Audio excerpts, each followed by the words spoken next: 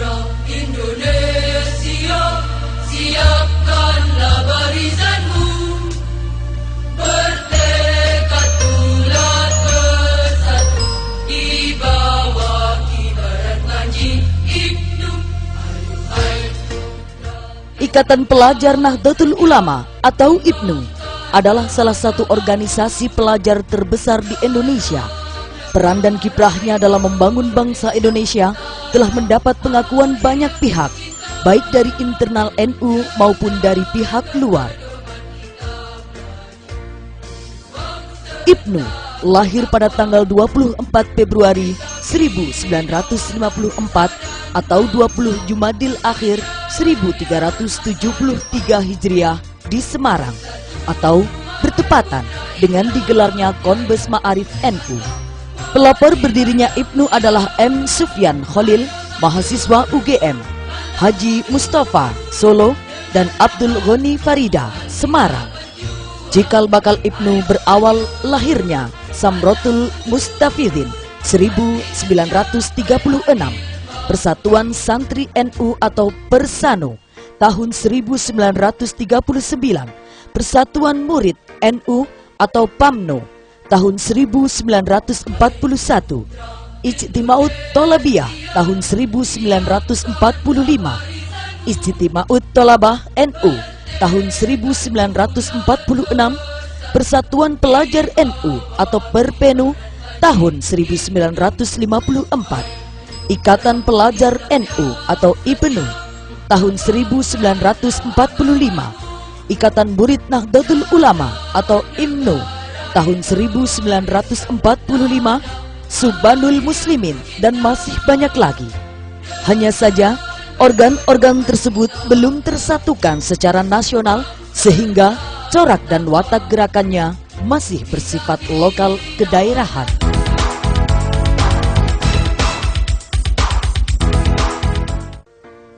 Tanggal 30 April sampai 1 Mei 1954, IPNU menggelar konferensi Segi Lima di Solo yang diikuti perwakilan dari Yogyakarta, Semarang, Solo, Jombang, dan Kediri. Konferensi ini berhasil merumuskan asas organisasi Aswaja dan tujuan organisasi, yaitu mengemban risalah Islamiyah, mendorong kualitas pendidikan, dan mengkonsolidir pelajar. Konferensi ini juga menetapkan M. Tolha Mansur sebagai Ketua Umum pertama.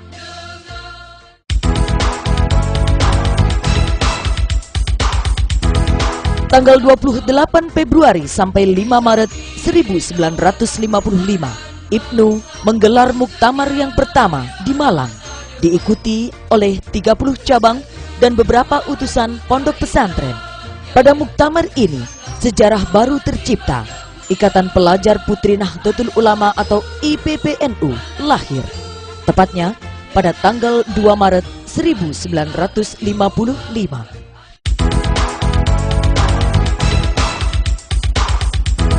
Tanggal 1 sampai dengan 5 Januari 1957, IPNU menggelar muktamar kedua di Pekalongan, Jawa Tengah. Hasil yang dicapai dalam muktamar ini adalah konsolidasi organisasi, pengembangan cabang-cabang ke luar Jawa, dan pondok pesantren.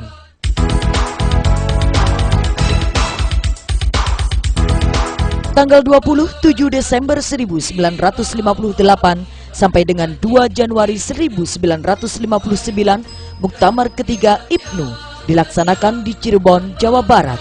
Selain soal krisis politik dan ekonomi nasional, pengembangan cabang masih menjadi prioritas bahasan.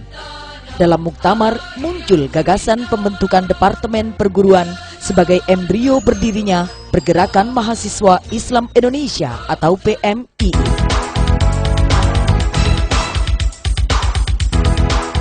Tanggal 11 sampai dengan 14 Februari 1961 digelar muktamar keempat IPNU di Yogyakarta. Muktamar ini menghasilkan 9 program kerja dan rekomendasi, pemantapan pendirian PMII, penggantian istilah muktamar menjadi kongres, finalisasi lambang IPNU, dan sebagainya. Kongres 5 dilaksanakan di Purwokerto pada Juli 1963. Dalam kongres ini diputuskan peneguhan identitas NU dalam IPNU untuk selamanya. Hal ini dilakukan karena muncul gagasan kontroversial untuk menghilangkan kata NU dalam akronim IPNU.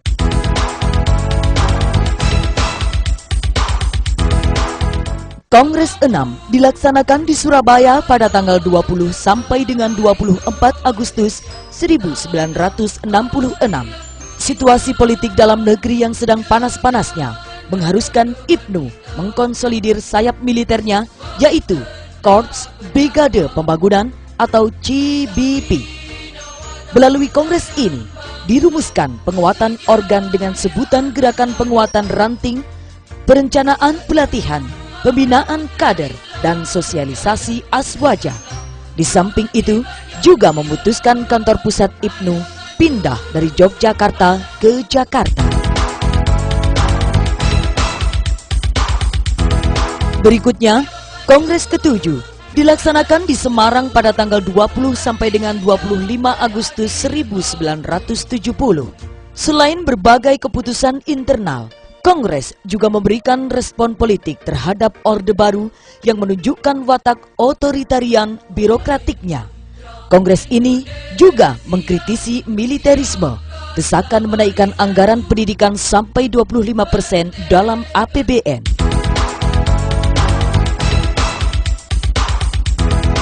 Kongres ke-8 diselenggarakan pada tanggal 26 sampai dengan 30 Desember 1976 di Wisma Ciliwung, Jakarta. Pelaksanaan kongres terlambat sebagai implikasi penjinakan yang dilakukan oleh Orde Baru. Selain penyempurnaan PD/PRT dan perumusan program kerja, pada kongres ini juga dibangun aliansi strategis antar pelajar.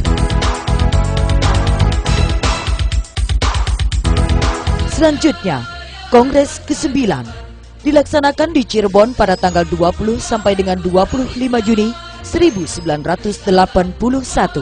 Kongres ini menghasilkan berbagai keputusan penting menyangkut pola program organisasi, penguatan pelatihan, pengesahan pedoman pengkaderan, dan sebagainya. Sempat tersendat-sendat, IPNU akhirnya berhasil menyelenggarakan Kongres ke-10 di Pondok Pesantren Mambaul Ma'arif Denanyar, Jombang pada tanggal 29 sampai 31 Januari 1988. Kongres ini mencatat sejarah penting, yaitu mengubah singkatan pelajar menjadi Ikatan Putra Nahdlatul Ulama.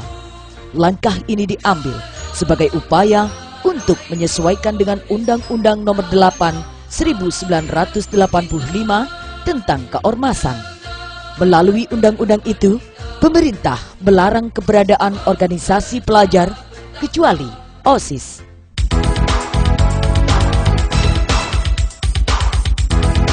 Kongres 11 diselenggarakan di Lasem, Rembang pada tahun 1992 dengan menghasilkan langkah-langkah strategis IPNU untuk memberdayakan pelajar dan remaja pada umumnya.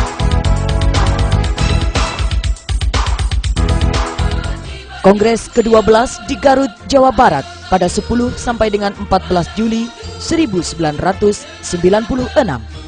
Melalui kongres ini, periode pimpinan pusat diubah dari 5 tahun menjadi 4 tahun. Usia maksimum yang awalnya 32 tahun menjadi 35 tahun. Kongres ke-13 dilaksanakan di Makassar pada 22 sampai dengan 26 Maret 2000, dihadiri oleh Presiden Gus Dur. Hal yang monumental dalam kongres ini adalah lahirnya Deklarasi Makassar yang menguatkan basis IPNU pada pelajar dan santri. Setelah kongres ini, IPNU melakukan gebrakan dengan mendirikan komisariat IPNU di sekolah, pesantren, dan perguruan tinggi.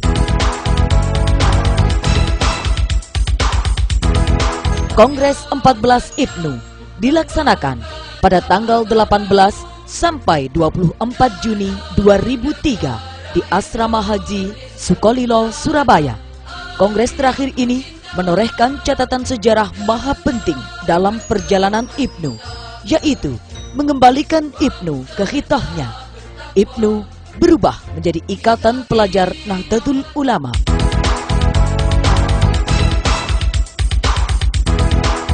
Jadi saya lihat ya, PP Ibnu periode ini lebih banyak kader-kader muda ya. Jadi saya ikut bangga bahwa ternyata Ibnu ini masih diminati oleh orang-orang pemuda-pemuda atau pelajar-pelajar NU. Jadi saya berharap bahwa Ibnu ke depan akan lebih memfokuskan perhatiannya untuk mengembangkan dunia kepelajaran, memberikan pendampingan terhadap pelajar-pelajar di dalam upaya menggapai cita-citanya, lebih terfokus pada kegiatan-kegiatan pengembangan intelektualitas.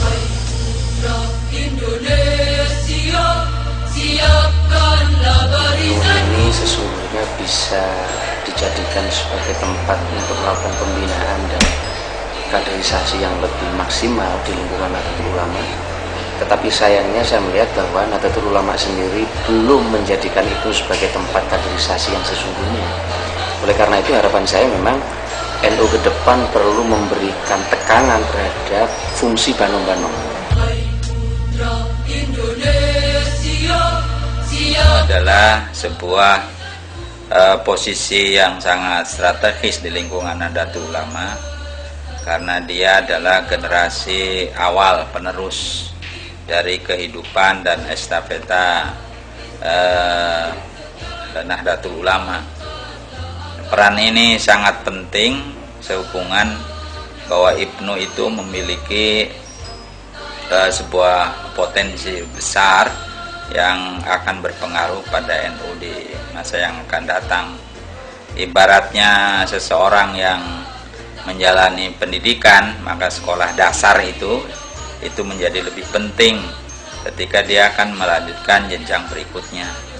Ibnu juga begitu penting dalam kehidupan NU, karena Ibnu adalah generasi muda yang awal yang akan memberikan warna dan corak kepada NU yang akan datang. Keputusan kembali ke pelajar diperkuat dalam Kongres Ibnu ke-15 di Asrama Haji Pondok Gede, Jakarta pada tanggal 9 sampai 12 Juni 2006. Dalam Kongres Pondok Gede, Idi Muzayyad terpilih sebagai Ketua Umum. Satu hal yang terasa menonjol dari kepengurusan Ibnu periode ini adalah karya jurnalistik dan penerbitan. Berbagai pelatihan jurnalistik digelar di banyak tempat, dan majalah Lensa Remaja juga berkali-kali hadir ke pembaca.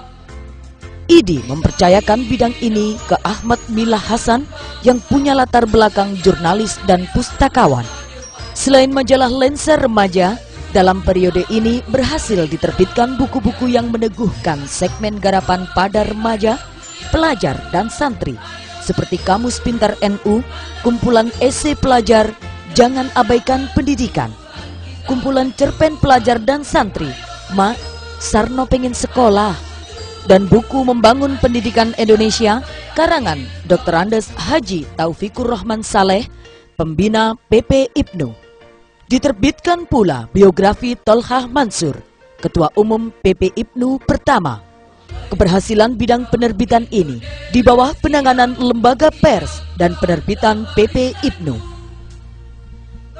Untuk meningkatkan kecakapan remaja, pelajar, dan santri, pimpinan pusat Ibnu mengadakan kegiatan lomba yang menyasar pada remaja, pelajar, dan santri, seperti lomba menulis cerpen, menulis esai, dan mengarang puisi yang semuanya digelar tingkat nasional. Ibnu juga menggelar pelatihan komputer, pelatihan kepemimpinan pemuda, dan pelatihan jurnalistik. Ibnu juga konsentrasi di bidang sosial kemasyarakatan. beberapa isu-isu menjadi perhatian khusus. Misalnya seruan boikot sinetron dan tayangan televisi yang tidak mendidik, penanggulangan peredaran narkoba melalui Gerak Pasti atau Gerakan Anti Narkoba Pelajar dan Santri di bawah koordinasi LAN atau Lembaga Anti Narkoba, dan minimalisasi penggunaan rokok di kalangan pelajar. Bakti sosial dan lingkungan juga menjadi perhatian. Misalnya, kemah pelajar hijau oleh CBP dan pembagian paket pendidikan bagi pelajar yang tidak mampu. Program lain yang dinilai banyak kalangan mengalami kemajuan adalah pendidikan dan pengkaderan. IPNU berhasil menggelar Makesta unggulan bagi pelajar sekolah umum yang berprestasi. Juga penyelenggaraan program beasiswa pantas atau pelajar binaan berprestasi di bawah koordinasi Student Crisis Center atau SCC. Dalam masalah kebangsaan, IPNU juga terlibat aktif mengawal isu-isu nasional. Untuk merespon bahaya yang mengancam NKRI, IPNU menggelar pelatihan bela negara bersama Forum Kebangsaan Pemuda Indonesia atau FKPI dan Dewan Integritas Bangsa atau DIB yang merupakan gabungan OKP lintas agama.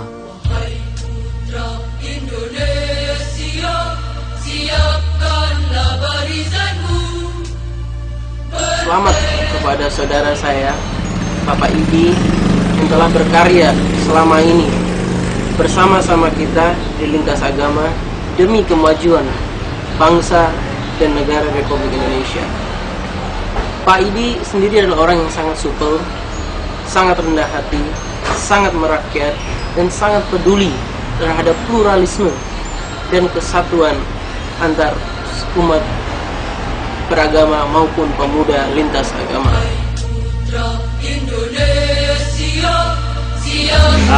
Mengenal IPNU awalnya bagi saya adalah sosok pelajar yang imut-imut, masih belajar begitu, tetapi bertemu dengan namanya Idi Musayyad, kesan itu kemudian lambat laun berubah, walaupun memang Idi ini terlihat masih imut-imut, tapi tidak lagi terkesan sebagai pelajar, karena saya pikir semua mengakui bahwa dalam wacana intelektualitas keseharian kita, dalam forum-forum kita menemukan sosok pelajar yang sudah matang secara intelektual, dan saya yakin betul bahwa kesan ini tidak hanya dimiliki oleh Idi semata, tetapi juga karena proses kaderisasi yang saya pikir berjalan dengan baik di IPNU. IPNU merupakan organisasi yang sangat kami anggap sangat memberikan komitmen-komitmen kemerdekaan, pluralisme, dan kemajemukan. Dan itu dibuktikan oleh Mas Idi sebagai ketua umumnya ketika beliau bersama kami membangun berbagai komunitas lintas agama. Salah satu contoh yang paling konkret ialah misalnya beberapa waktu yang lalu ketika menghadapi pilpres, pemilu segala macam, kita sempat bangun sebuah komunitas yang namanya Dewan Integritas Bangsa. Nah, itu juga dipelopori oleh Mas Idi yang kebetulan ketua umum IPNU. Pesan saya terhadap IPNU selama ini dalam pergaulan OKP tingkat nasional sangat baik dan sangat bersahabat dengan teman-teman di pengurus pusat IPNU. Kami menjalin komunikasi yang intensif, cukup bersahabat, saling menghargai, dan bahkan suasana kekeluargaan begitu terasa di antara kami.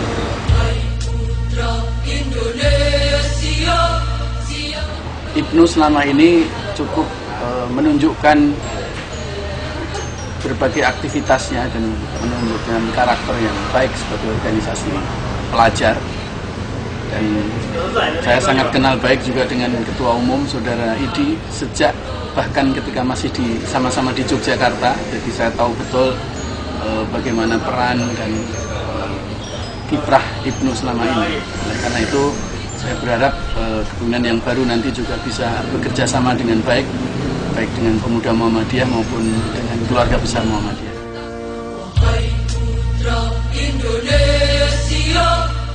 Perjalanan 3 tahun kepengurusan pimpinan Pusat Ikatan Pelajar Nahdlatul Ulama atau PP IPNU masa khidmat 2006-2009 sudah berada pada ujung paripurna. Terima kasih kepada semua pihak yang bekerja sama dan sama-sama bekerja sehingga dapat bersama mencipta karya.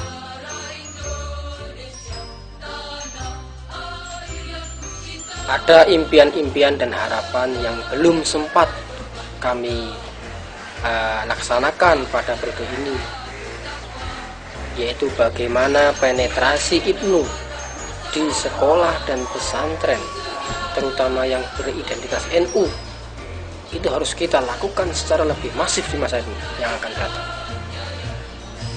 Karena apa? Karena sekolah dan pesantren, santri dan pelajar itulah yang merupakan basis dari pengkaderan IPNU, dan itu artinya adalah basis pengkaderan bagi NU, terutama dalam segmen generasi muda.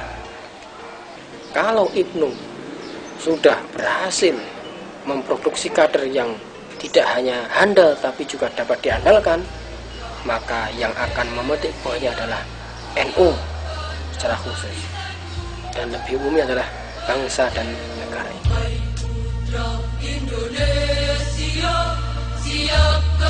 IPNU harus tetap menjadi organisasi kader, tidak perlu menjadi organisasi massa. Oleh karenanya, maka IPNU dan IPBN 60% kegiatan total itu harus kepada pengkaderan. Baru yang tersisa 40% kegiatan dipakai untuk sosialisasi dan untuk melakukan pengabdian sosial. Oleh karenanya, maka di dalam kongres ini saya minta ada fokus tentang pengkaderan dan metodologi pengkaderan.